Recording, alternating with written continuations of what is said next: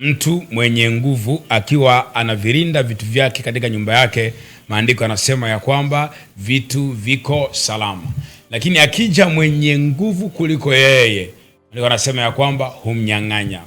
Kinachofanya huyu mtu ananyang'anywa vitu vyake si kwa sababu kuna mwizi kaingia ndani mwake, si kwa sababu kuna mtu kaja ndani yake, kwa sababu kuna mtu mwenye nguvu kuliko yeye ndiye aliyemnyang'anya. Kwa hivyo vinavyonyang'anyana hapa si watu, vinavyonyang'anyana hapa ni nguvu, sababu nguvu ya mwenye vitu ni kidogo kuliko nguvu ya mnyang'anyi. Kwa hiyo ndio maana tunasema huyo mtu amenyang'anywa. Kwa hiyo mambo ya umiliki ni masuala ya mamlaka. Watu vitu vyao vinachukuliwa kwa sababu hiyo, na ndio maana